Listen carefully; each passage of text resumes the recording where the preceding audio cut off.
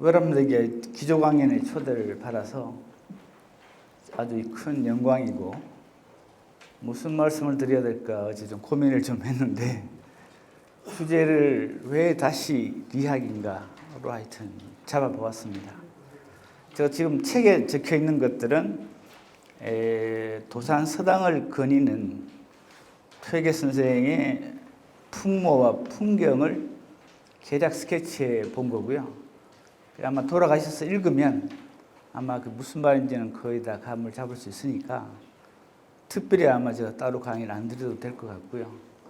제일 중요한 문제를 하나 여기서 제기하고 여러분들한테 그 이야기를 좀 들려드릴까 합니다. 이 퇴계 선생의 학문이 주자학이라 그러기도 하고 성리학이라기도 하죠. 제목이 꽤 까다롭습니다. 성에 반대되는 말은 정이죠. 리에 반대되는 말은 기고. 그런데 우리 현대인들은 특히나 정, 희노애락은 아주 익숙하게 잘 알고 계시잖아요. 그 다음에 기는 역시 우리가 현실에 살고 있기 때문에 기 속에 살고 있고 기를 발행하면서 살고 있으니까 기도 크게 어려운 게 없고 너무 익숙한데, 그 반대쪽에는 성도 어렵고 리도 어렵단 말이죠. 제가 오늘 그래서 성리에 대해서 좀 설명을 드려볼까 합니다. 당장 예상할 수 있는 건 성리라고 불리는 곳이 우리의 일상적인 감각이나 현실과는 매우 다른 지평의 모종의 무엇을 다루고자 한다는 것은 미리 감안하고 계셔야 돼요. 그렇죠? 도산 12곡에 뇌정이 파산하여도 농자는 못 듣나니 이렇게 있죠. 백일이 중천하여도 고자는 못 보나니 우리는 이목청명남자로 농고 같지 마루리. 그러니까 천둥이 치고 해가 뜨는데도 보지도 듣지도 못하는 것은 우리 일상적인 삶을 보여주고 있는 거고요. 총명남자라는 것은 보이지 않는 것, 들리지 않는 것을 듣고 노력하는 사람이라는 뜻이 되겠네요. 그게 제일 중요한 포인트입니다. 이게 어디겠어요 도대체? 보이지도 들리지도 않는 곳에. 그런데 훨씬 뚜렷하게 보이고 들리고 있다는 이 지평이 성리학이 노리고자 하는 주요 포인트입니다. 중용에도 그런 말이 있죠. 보이지 않는 것보다 더 뚜렷한 것은 없고 들리지 않는 것보다 더 확연한 것이 없다. 그렇죠. 우리가 놓치고 있는 차원은 제가 한마디로 말씀드리자면 삶의 의미의 차원입니다. 우리가 지금 그걸 놓치고 있다는 거죠. 퇴계 선생님도 마찬가지였고, 제가 오늘 그 이야기를 조금 드려볼까 합니다.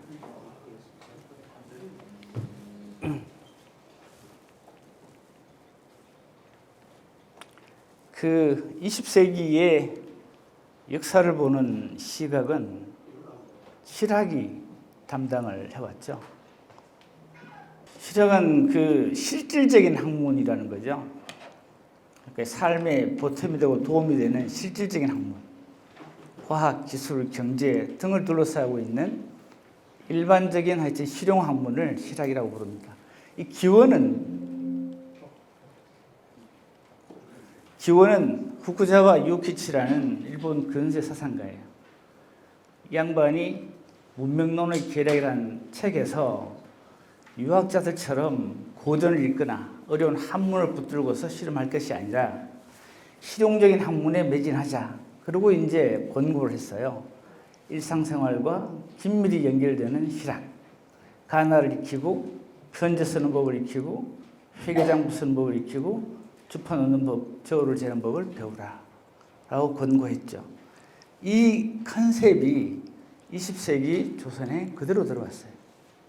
그래서 조선 주자학이 비실용적 학문에 너무 매진하느라고 실용 학문의 지평을 놓쳤다. 고 하는 인식이 그냥 확산이 된 거죠. 그런데 이게 1980년대, 90년대쯤 들어오면서 한번 반전이 일어나는데, 최근에 그 오가와 하루시사라는 일본인 교수께서 실학을 실무교육 정도로 격화시키면 도대체 인류의 미래가 어떻게 되는 거냐? 이의를 제기하셨어요. 그래가지고 특히나 실학박물관 앞에 있는 그 다산 생가 앞에 큰 기둥이 하나가 서 있죠. 예, 다산의 업적 전체 500권이 되는 저자, 경학과 경사의 작품을 놔두고 기중기 하나로 다산을 대표시킨다는 게 말이 되냐? 실학의 주 포인트는 실심, 인간의 진정성이 있는 것이지 이게 실무교육으로 한정시켜서는 곤란하다. 이 양반이 올 때마다 외치는 목소리예요. 그래서 실학이 실무교육이 아니라 진정한 학문을 대표하고 있다면 이게 과연 무슨 뜻을 갖고 있을까라는 것을 물어볼 수 있죠. 실학은 재밌게도 주자학의 전문 용어입니다. 나중에 실용학문으로서 정착된 신조어가 아니고 주자학이 불교에 대해서 자기 자신을 정의할 때 실학이라고 불렀어요. 실학은 두 개의 축을 갖고 있습니다. 하나는 위학이라고 불리는 인간의 품성을 도야하고 그 다음에 정치적 책임, 사회적 책임을 다하는 것. 이 두 개가 결합된 것을 실학이라고 불렀어요. 이걸 한마디로 뭐라고 했다? 도라고 부르는 거예요. 유교가 도라고 부를 때는 수기치인이라는 말이 있듯이 자신의 품성을 도야하고 사회적 책임을 다하는 이 두 작업들을 총괄해서 도라고 불렀죠. 그게 실학이었다는 거예요. 근데 이 실학이 일본의 근대를 통해서 전혀 다른 의미로 실용학문으로 전화가 되어버렸고 그것이 20세기에 조선을 보는 시각을 결정했다는 거죠. 근데 지금 이제 우리가 일정한 산업화에 성공을 하고 글로벌 강국으로 들어서면서 인간의 문제를 새로 고찰하면서 이제 실학의 본래 의미를 다시금 성찰하는 시기가 됐다는 거죠. 그래서 유교가 새로운 인문학의 중심에 떠 있는 겁니다. 이게 윌 듀란트라는 사람의 철학 이야기의 플라톤 편에 나오는 얘기인데요. 여러분들이 이 학을, 성리학을 생각할 때 이 구절을 늘 기억을 하고 계셔야 됩니다. 리학이 무엇인지를 한마디로 정리해주고 있는 말입니다. 제가 한번 읽어볼게요. 진리는 여인처럼 늘 옷을 갈아입는다. 그렇지만 달라진 것은 없다. 그처럼 도덕에는 혁신이랄 것이 없다. 동생이 마찬가지입니다. 소피스토 이체의 흥미로운 모험에도 불구하고 모든 도덕적 개념은 공동의 선주의를 맴돈다. 도덕은 결합, 상호 의존, 조직에서 시작된다. 즉 사회성을 기초로 하고 있다는 뜻입니다. 사회 안의 삶은 개인의 주권 가운데 일부를 공동의 질서, 집단에 양보할 것을 요구한다. 결국 집단의 복지가 행동 규범이 된다. 자연이 그것을 요구하며 자연의 판단은 늘 최종적이다. 집단의 의지가 개인에게 부여한 것이 니라는 것입니다. 그 다음에 타 집단과의 경쟁과 전투에 살아남기 위해서는 집단 내부의 통일성과 힘이 필요하다. 바로 이 필요성에서부터 리가 등장했다고 생각하시면 되죠. 지금 오늘 강의 제목이 지금 퇴계사상의 저변, 심층이잖아요. 그래서 지금 저변을 지금 말씀드리고 있는 거예요. 그래서 제가 한번 정리해 본 게 이와 기 사이가 이렇게 서로 딱 대치하고 있습니다. 또는 협력하고 있는 거죠. 표는 제가 만들어 본 건데요. 기는 개인의 자유 위에 서 있습니다. 내가 한 개체로서 이런 일을 하고 싶고 이런 지금을 욕망한다는 주체죠. 생명, 감성, 파토스를 감당하고 있고요. 이는 그에 대해서 본능의 제어나 억압을 통해서 적절한 사회적 질서를 만들겠다는 기획이잖아요. 그래서 문명, 질서, 이성을 추구를 하고 있습니다. 기의 그 특성은 개인의 자유를 추구를 하고 있고 이런 공동체의 구조를 베이스로 하고 있습니다. 가정 내부에서 보면은 반항하는 중이가 있고 잔소리 대화망의 엄마가 있죠. 엄마가 어린아이의 그 자유를 적절히 제어하고 유도해서 사회가 필요한 인재로 키워나가고 출세를 시키고자 하잖아요. 그 기획이 여기 해당할 수 있다는 거죠. 그 다음에 기업에서는 개인적인 인력과 자본들을 어떻게 조직하고 경영해 나갈 거냐. 이게 다 이기의 구상 안에 다 있다는 거예요. 일종의 이기라는 게 보편 구조를 가지고 있다는 겁니다. 이제 끝에 보시면 니체는 도덕과 신학에 매몰된 인간의 개성을 어떻게 되찾아서 개인의 힘을 최고도로 발휘할 거냐. 그래서 힘의 의지가 양반의 철학이 되죠. 이게 이의 사고는 개인을 계속 이제 뭔가 도덕으로 유도하고 규율을 하고 이렇게 해서 뭔가 억압해 나간다고 본다면 이게 못마땅한 니체 같은 사람들, 그런 개인의 억압을 하지 말고 개인이 자유를 발행할 수 있도록 스스로 자유를 찾아 나가야 한다. 이게 이제 양반의 생각이니까요. 마지막에는 클린트 이스트우드랑 메릴 스트립이 서로 대치하고 있습니다. 저거는 왜 써놨을까요? 영화들을 안 보시나요? 메디슨 카운티 다리라고 있죠. 그렇게 사진사인 클린트 이스트우드가 새로 만난 사랑에 불꽃같이 타오릅니다. 메릴 스트립이랑 같이 가자 그러죠. 가정을 버리고. 근데 결국 가정을 버리지 않고 어때요?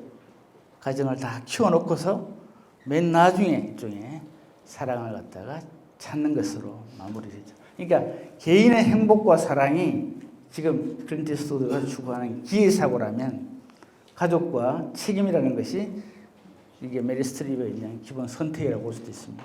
하여튼 이런 식으로 모든 그 부면마다 이기가 서로 대치하고 있는데 한쪽도 버리거나 한쪽이 소멸하면 이 균형이 무너집니다.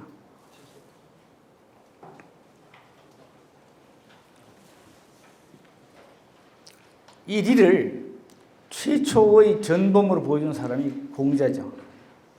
공자도 지금 타고난 이 개인적인 생명을 어떻게 연마해서 사회적 인간으로 거듭나서 그것을 완성할 것인가. 이걸 보여준 사람이죠. 이제 논에서 몇 구를 뽑아왔습니다. 논에 보면 어떻게 할까? 어떻게 해야 할까죠. 그렇게 묻지 않은 사람은 나도 어쩔 수가 없다.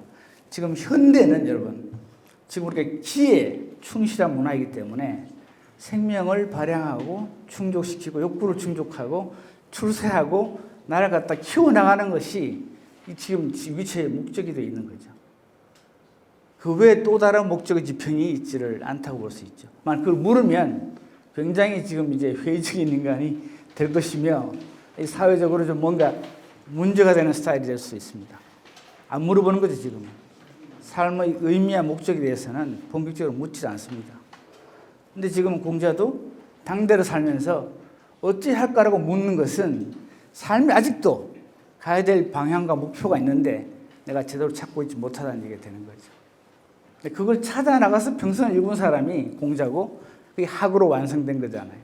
학이 시습지의 학이라는 것은 우리가 말하는 좀 전공의 학문이나 일반적 기술 이게 아니라 인간으로 존재하는 내가 이 삶을 어떻게 완전하게 성취할 것인가에 대한 길을 묻고 있는 거잖아요. 그 길을 묻고 있는 질문에서 공자가 시작했다는 거죠. 근데 일반적으로는 우리가 개인의 성취와 쾌락, 행복 이 코드에서 지금 길을 찾고 있는데 이건 아닌 것 같다는 것이 공자 생각이죠. 군자는 먹는 것에 집착하지 않고 주거지를 안일하게 꾸미지 않으며 이 일을 임치하게 한다는 것은 내가 해야 할 도리에 충실하다는 거죠. 말을 신중하게 하고 유독 길을 알고 있는 사람들에게 길을 묻는 것을 취유도라고 그러죠. 그렇게 해서 나를 가꾸어 나가는 것이 바로 인간의 길이라고 생각했죠. 그런데 이 기획에 있어서 부귀영화는 크게 관여하지 않는 것 같다 이겁니다. 그래서 부귀가구야. 만약 부귀를 가히 구할 수 있는 것이라면 내가 운전수 노릇이라도 하겠지만은 그게 아니라면 나는 내가 좋아하는 것을 따르겠다. 여러분 퇴계 어르신의 시 중에 종호소호 자주 나옵니다. 이건 뭐냐면 부귀의 길이 아닌 나만의 성장의 길을 가겠다라는 선택의 하여튼 각오죠. 그걸 늘 기억을 하시면 좋겠습니다. 이 부귀가구야라는 말이 꽤 묘한데요. 구할 만한이라는 말이 주자는 철학자답게 운명이라고 생각을 했습니다. 노력한다고 되는 게 아니잖아요. 가구야라면 구해서 얻어질 수 있는 것이라면 열심히 하겠지만 이렇게 했는데 좀 아닌 것 같고요. 나중에 다사는 이게 나라의 질서가 잘 잡혀있기 때문에 부를 구해도 될 만한 시절 이렇게 번역을 했어요. 하나는 정치가고 하나는 철학자인데 두 개 좀 다 틀린 것 같아요. 제 보기에는 이게 부귀가 진정 인간이 추구해야 할 최종적 가치라면 이라는 뜻입니다. 그게 아니기 때문에 나는 나의 길을 가겠다 이거죠. 인간의 길을 가겠다는 선언이나 마찬가지입니다. 그 길을 찾는 사람이라고 정했잖아요. 도와 조우한다면 지금 죽어도 여한이 없다라고 생각하신 거죠. 요 짧은 그 구절 몇 구절 안에 공자가 무엇을 추구하고 어디를 향해서 나아갔는가를 아주 간략하게 볼 수가 있다는 겁니다. 이 하여튼 유가적 도에 비춰보면 일본의 경우는 이 리하이라는 것이 거의 침투를 못했습니다. 제가 한 15년 전인가 일본 학자들이 모인 자리에서 일본에는 유교가 없다라고 얘기했다가 하여튼 꽤 많은 논란을 불러일으킨 적이 있는데 제 생각을 정리하면 이렇습니다.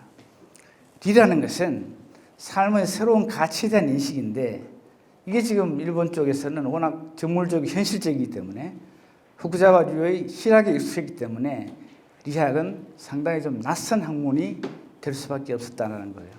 첫 번째 이유가 종교입니다. 리는 조금 더 보겠지만은 이게 도덕성에는 기원이 있어야 되잖아요. 이게 어디서 왔는가에 대한 기원이 있어야 됩니다. 근데 이게 그래서 초월자랑 늘 연결이 되죠. 그래서 이발 기발의 문제도 네가 갖고 있는 기원, 소연의 문제를 항상 연결되어 있습니다. 근데 일본의 경우는 이 관념이 별로 없잖아요. 보편적 초월자라기보다 신도라는 민족신이 더 강렬하죠. 그러니까 야마자키 안사이라는 일본의 대표적 주자학자가 이 리의 초월적인 측면하고 그 다음에 신도의 민족신하고를 어떻게 조화시킬까를 평생을 갖다 연구했던 사람이에요. 두 번째 정치는 일본은 막부 체제잖아요. 번이나 막부에 충성하기를 강요해요. 근데 조선의 리는 이 기본적으로는 초월적 이성의 가치이기 때문에 군주의 권력을 상대적으로 봅니다. 그러니까 볼롱테, 제네랄, 일반적 이성에 보편적 복지에 봉사할 때만 군주가 정당성을 갖는 거죠. 그러니까 조선의 경우에는 왕조실록이 군주에 대한 비판, 충고, 저항으로 되어 있잖아요. 전하, 아니 도옵니다가 일반적 어법이에요. 일본의 경우는 그럴 수 없었죠. 그래서 일본은 유학자들을 등용했다기보다 법과 계통의 인물들을 쓰고 시민들에게 충성을 요구했던 거죠. 그래서 일본의 위교는 건너가면 어때요? 맹자가 혁명을 얘기해? 이거 불순한데 딱 들어가고요. 그 다음에 공자가 심지어 노나라에서 정책 실험을 실패해가지고 천하를 방랑하는 것도 불편하게 생각합니다. 자기 나라에서 승부를 봐야지. 어디 그 다른 나라 돌면서 딴 데 가서 뭘 어쩌고 하고. 그렇게 해서 굉장히 공자의 저신조차도 불편하게 생각하는 게 일본이에요. 그래서 율곡의 처방을 납득을 못합니다. 율곡이 보면 선조를 가르치다 못해서 자신의 우선으로만 내려와라 그러죠. 만일 제주가 스스로 부족하다고 느낀다면 제대로 된 현자를 얻어서 그 다음에 그 사람에게 맡기는 것이 좋겠다라고 얘기를 하죠. 이게 생각하기 좀 어려운 충고죠. 그래도 안 죽었다는 거죠. 세 번째가 현세인데 일본의 경우는 정과 모노노 아와레라고 그래서 특히 만엽집 같은 경우에 인간의 그 현실적인 만남과 헤어짐의 슬픔 이런 정조들 이게 훨씬 리얼하게 사람들이 다가오는 거죠. 그건 이해가 되겠는데 리라는 건 도대체 뭔지를 모르겠다. 정은 알겠는데 리는 모르겠다. 이게 이제 일본의 하여튼 기풍입니다. 그래서 니체의 초인이나 하이데거의 의미는 이 사람들에게 좀 익숙하지가 않다는 거죠. 다시 중간 요약을 드리면 리라는 것은 보이지 않는 지평에 있고 그래서 제가 한마디로 단적으로 말하자면 삶의 의미에 관한 인식입니다. 보시면 성악 10도의 첫머리에 나오죠. 도, 우리가 어디로 어떻게 가야 할지, 우리가 어떻게 살아야 할지에 대해서는 아무런 그림도 표지가 없다는 거잖아요. 누군가가 여기다, 이리 가자 라는 얘기가 없어요. 그 다음에 하늘, 지금 하늘 뭔가 계시나 뭔가 어떤 충고가 있으면 따라가면 될 것인데 이 하늘조차도 아무런 말씀이 없는 거예요. 그래서 우리는, 인간은 분명히 보이지 않고 들리지 않는 곳에 뭔가 각성하고 그걸 향해서 가야 하는데 직접적인 지시나 직접적인 표지판은 없다는 거죠. 스스로 찾아갈 수밖에 없는 거예요. 그래서 마침 또 생전에 그냥 완전히 그냥 맹탕은 아니고 선각자들이, 선구자들이 밝혀주고 보여주는 길이 있으니까 그 길을 통해서 가면 되겠다라고 생각하는 거죠.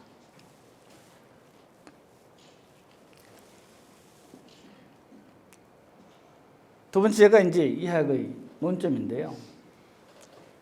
아까 제가 삶의 의미라고 그랬는데, 그리고 맨 처음 읽어드린 대로 도덕이라는 것은 부분, 개인의 전체에 대한 협력을 가리킵니다.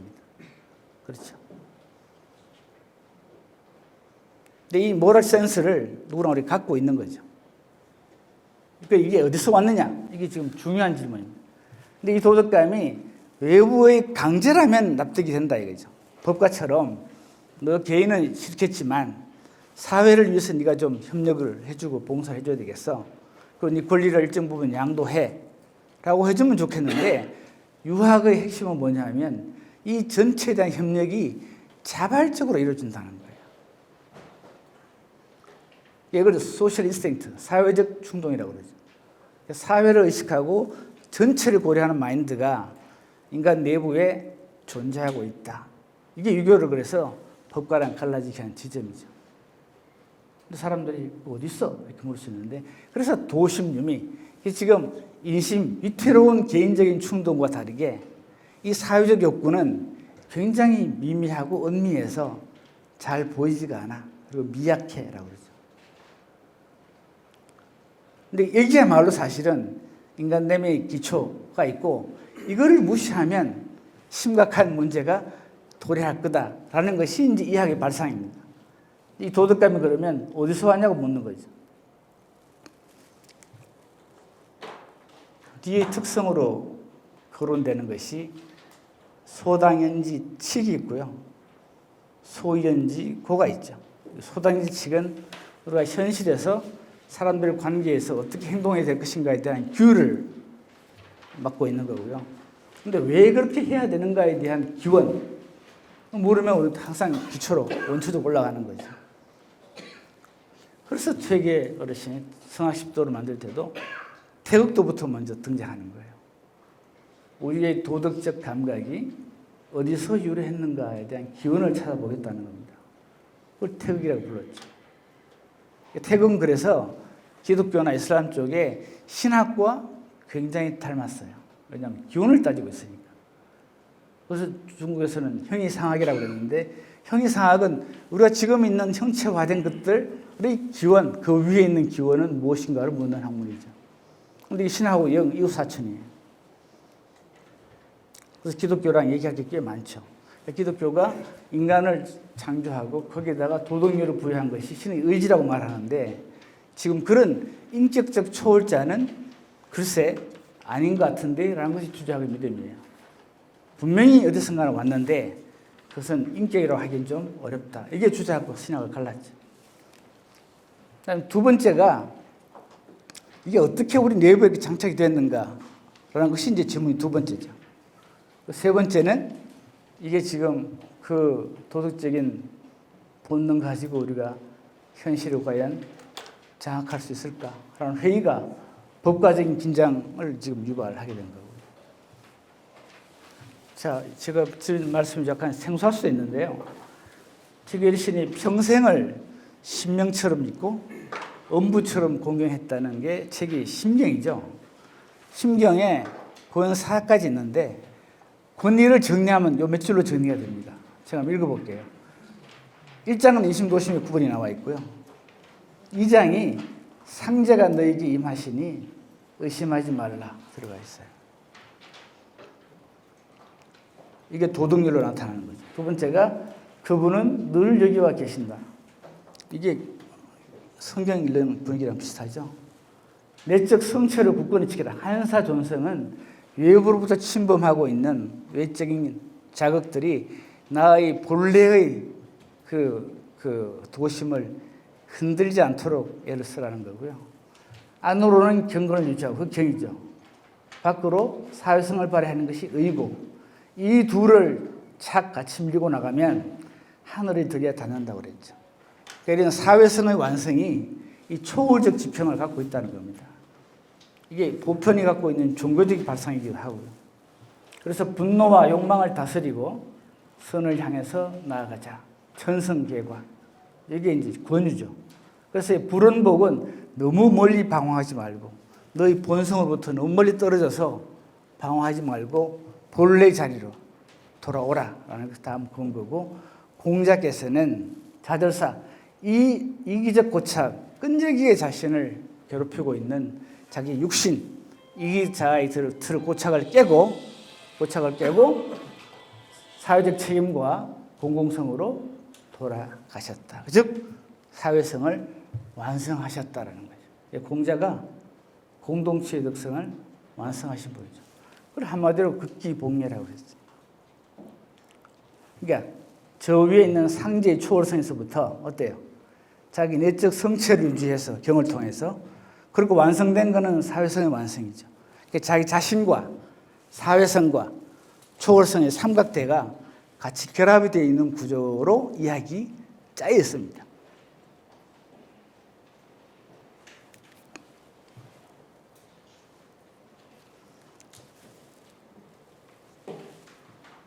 세 번째 간단하게 제가 말씀드릴게, 이 조선유학의 몇백 년간의 논쟁을 끌고 온 이게 호발론에서 제가 간단히 좀 말씀을 드릴까 하는데, 우계랑 율곡이 나온 편지를 보면 이 최계 선생의 호발론을 정확하게 읽지 못한 게 아닌가라는 생각이 들 정도예요. 우계는 지금 인간이 육신과 초월에서부터 갈등하고 있는 존재이기 때문에 사회적 덕목과 개인적 이익 사이에 늘 갈등하고 있기 때문에 호발의 구도가 맞는 것 같다. 그런데 뒤에다가 기수지, 이승지는 왜 붙였는지 모르겠다 라고 얘기를 해요. 퇴계의 구분에는 동의하면서도 뒤에 붙어 있는 좀 긴 이야기들은 좀 이건 사족 아니냐 라고 생각했던 것 같아요. 근데 율곡은 당연히 뒤에 붙인 것도 좀 이상한 데다가 아예 둘로 가른 구분 자체가 이건 좀 아닌 것 같다 라고 이제 얘기를 시작하죠. 지금 얘기가 왜 그런데 최거리 신이 한사코 이렇게 둘을 가르고 또 뒤에 저걸 붙였을까, 이걸 이해하는 것이 아주 중요하겠죠. 아까 제가 심경 얘기를 했는데, 심경의 저자는 서산 진덕수인데요. 이 진덕수가 조선유학에 끼친 영향이 압도적이에요. 원래 불시자편에 보시면 정도전에 불교 비판할 때 이 지금 대학연이 끌고 들어와서 상당히 원용을 도움을 받는데, 지금 퇴계 어르신은 심경, 진덕수의 심경을 평생을 안고 그걸 통해서 서로 생각을 정리해서 나가잖아요. 나중에 율곡의 성학집요라는 책은 서산 진덕수의 대학연의를 모델로 하면서도 그게 너무 산만하고 잡다하고 역사적 사례들이 중심이기 때문에 이게 지금 이 수기치인의 체계를 체제화시키는 경우는 좀 허술하다. 내가 다시 쓰마라고 해요. 그러니까 조선조 유교에 끼친 진덕수의 공이 아주 대단한 거죠. 어쨌든 심경을 보면 왜 퇴계 어르신이 이렇게 호발을 고집하시는지 알 수가 있어요. 보시면 이 지금 심경에 나온 얘기입니다. 진덕수 얘기예요. 진덕수의 주석에 성색 취미는 인간의 육신의 욕구죠. 쾌락을 향한 충동이고요. 그것은 기에서부터 발한다. 육신이라는 뜻입니다. 이게 인간의 육신을 이기적 관심을 기가 대표하고 있고요. 그래서 인심이라고 부르는데 위태롭다는 거죠. 위태롭다는 것은 누르고 안정시키기 어렵다는 뜻이라기보다 제가 보기에는 공동체의 질서를 다치기 쉽다는 뜻입니다. 그러니까 지하고 싶은 대로 뛰어다니면 이게 되겠어요? 어제 뉴스를 보니까는 어떤 분이 고속버스에서 그냥 의자를 끝까지 지켰다. 지사람 불편하겠는데 운전수가 좀 땡겨달라고 그러니까 아니 이게 누구라고 이렇게 펼쳐진 거 아니냐 이러고 이제 항의하시는 거 들었는데 원래 한 사람의 자유는 다른 사람의 자유가 시작되는 데서 거쳐야 되는 거죠. 근데 그냥 놔두면 어때요? 막 침범을 자유롭게 하는 거죠. 그걸 위태롭다고 그랬어요. 타인을 해치고 공동체를 위협하는 것이 그게 이제 위태로운 육신의 하여튼 충동이고 그걸 인심이라고 그랬죠. 이걸 어떻게 제어하느냐가 이제 이데아의 관건이라고 그랬는데 인의예지라는 건 이게 사랑과 정의죠. 사랑과 정의. 사랑과 지식이라고 부를 수도 있고요. 그것은 성에서부터 근거하고 있다. 이 사랑과 정의의 관념은 이게 육신이 모든 것을 말하는 시대에 있어서는 굉장히 낯설고 특이한 경험이죠. 맹자의 그 어린애 우물에 빠진 사례를 보듯이 우물에 빠진 애를 건지러 간다는 것은 내 개인적인 욕구하고는 내 개인적 복지하고는 사실은 아무런 관련이 없잖아요. 그런데 즉각적으로 반응하고 애를 구하러 뛰어간다 이거죠. 그러니까 인간 내부에 이기적인 충동만 있는 게 아니고 2차적인 남을 위한 전체의 의지가 존재하는데 그 존재성이 또 다른 기원을 갖고 있다는 겁니다. 그래서 가로보다는 그걸 도심이라 그랬죠. 여기 보시면 일상에 사람이 한 생각이 일어날 때 그것이 성적 취미, 희에서부터 난 거면은 용력 극치는 열심히 그냥 다스리라는 거죠. 다스려서 이게 더 커지지 않도록 제어를 하고, 그러니까 이기적 충동은 억제하고 좀 눌러야 하고 라는 뜻입니다. 그죠? 그 다음에 도심, 인의지로부터 사회성으로부터 발현한 것은 한 뜻으로 지켜서 이게 변천은 뭐예요? 변질되지 않도록 하라는 겁니다. 이 대강 이해가 되시죠? 그래서 바로 이 뜻을 저 위에다 담아 놓은 겁니다. 이 말은 사회적 충동의 발현이에요. 타인을 위해서 우리가 뭔가를 하거나 눈이 오는데 비가 오는데 이웃 사람한테 아무도 관련 사람한테 우산을 씌워준다든가 이게 이발이에요. 그런데 이발은 개인적 관심이 아니기 때문에 매우 여리고 그리고 굉장히 뭐랄까 이게 위태롭고 불면 날아갈 듯이 미약한 데다가 항상 변질되기 쉽죠. 가령 들어오시면서 가령 학회지 같은 걸 갖다 돈을 내고 받아가라 그렇게 하면 당연히 내야 되죠. 라고 돈을 꺼내다가 이거 꼭 내야 됩니까? 라고 돈을 집어넣을 수가 있죠. 그러니까 돈을 내야 한다는 당위가 도심이고 이발이라면 이거 주머니에 돈 나가네 라는 생각이 아차 라고 돈을 집어넣는 것이 이게 지금 뭐죠? 변철인 거죠. 변질된 거죠. 그리고 가령 우리가 지나가다가 어떤 사람한테 그냥 뭔가 좀 끌렸다고 치면 그런데 이건 아니지 라고 스스로 제어하는 것이 이건 이쪽에 해당하는 거고 기발의 승지에 해당하죠. 그래서 제가 정리를 해드리면 이발의 기수지는 우리가 사회적 충동이 이발이고 거기에 기수지라는 것은 거기에 개인적인 자기 주관적 관심 자체가 이게 좀 호응을 해줘야 그래야 이발이 변질이 안 된다는 겁니다. 느낌이 오시죠? 기발은 뭐예요? 개인적 충동인데 이거는 사회적 의식들이 제어를 해주고 한계를 정해줘야 사회적 질서를 다치지 않고 타인에게 해를 안 끼치게 되는 거잖아요. 그래서 기수지와 이성지가 붙어 있습니다. 저기 빠지면 불완전한 거죠. 그리고 그 의미는 요 밑에 붙어 있다는 거예요. 이발은 변질되지 않게, 즉 기가 따르도록 해주고 기발은 위태로우니까 이성지, 이가 올라타서 제어를 해줘야 한다 이런 말입니다. 성지란 말은 지금 말을 올라타서 말고삐를 잡고 날뛰지 않도록 휘잡아 주는 것이 성지예요. 수지는 순종하는 거죠. 사회적 충동이 발언할 때는 내 육신이 거기 순종해 줘야 한다는 것이 기수지입니다. 순종 안 하고 버티기 쉽죠, 당연히. 내가 왜 이렇게 불편하고 불리한 일을 해가지고 쟤를 위해서 내가 무슨 일을 왜 해줘? 라고 그러면 딱 끝인 거죠.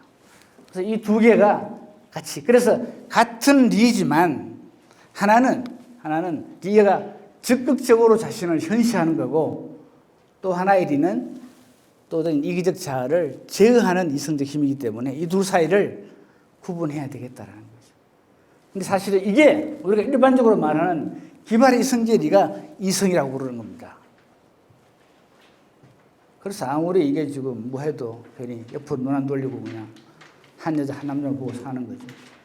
근데 이 발은 굉장히 특이한 현상이라고 읽히기 때문에 이게 이름이 좀 애매해요. 제가 어제 하루 종일 생각했어도 적절한 이름을 찾기가 어려워요.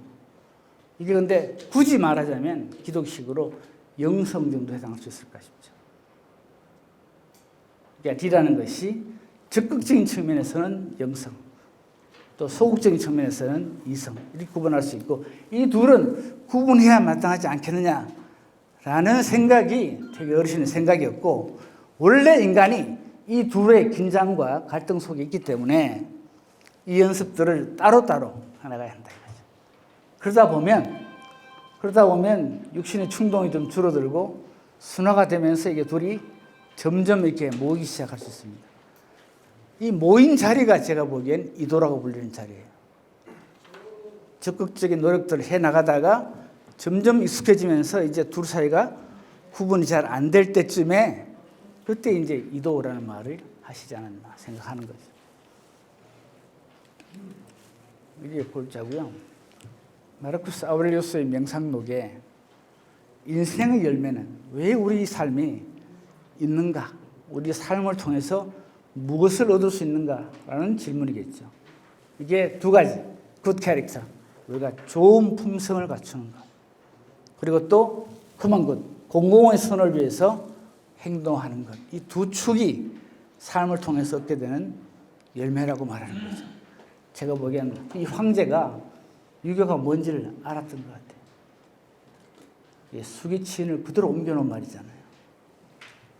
그래서 이게 역사적인 설명인데요. 근데 이 설명이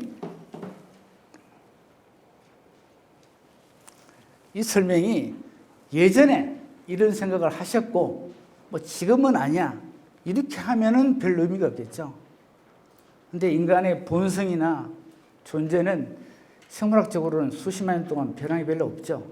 만일 되게 어르신 때 이것이 인간의 중심이고 문제의 축이었다면 현대도 마찬가지인 거죠. 에릭 프롬이라는 사상가가 현대인들이 불안과 긴장 속에 궁극적으로 존재하고 있는 게 바로 저 양심과 이기적 고착 사이의 긴장과 갈등이라고 그랬습니다. 수없이 가족 간의 갈등이 있고, 뭐 타인, 사회, 국가 등 그다음에 수없는 것이 있으나 결국은 이 모든 걸 정리하면 인간 내부에 있는 양심과 리와 이기적 관심인 기 사이의 충돌, 갈등이라는 거죠. 이걸 해결하지 않으면 현대가 새로 혁신되지가 않고 개인도 행복 근처에 다가갈 수가 없다는 겁니다. 제가 어제 우연히 유튜브를 봤는데요. 이게 한 20년 동안 그 성산업에 종사하신 분이에요. 근데 이제 딱 인터뷰를 하러 나왔어요. 왜 나오셨냐? 그러니까 이제 나 자신을 알리고 싶다. 나를 비판해 좋고 용인해도 좋은데 더 이상 나는 음지에 숨고 싶지 않다.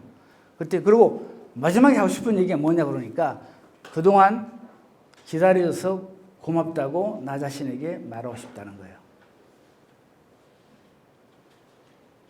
무슨 말인지 느낌이 오시죠? 인간 누구에게나 삶 자신에 대해서, 자신에 대해서 자기 자신의 바라보고 있는 입법자가 따로 있어요. 자기 자신을 바라보고 있는. 그래서 이 입법자랑 화해하지 않으면 최종적인 행복이 불가능하다고 말하고 있는 거죠. 늘 자기 자신을 바라보잖아요. 너 제대로 일하고 있어? 엉뚱한 짓 하고 있네?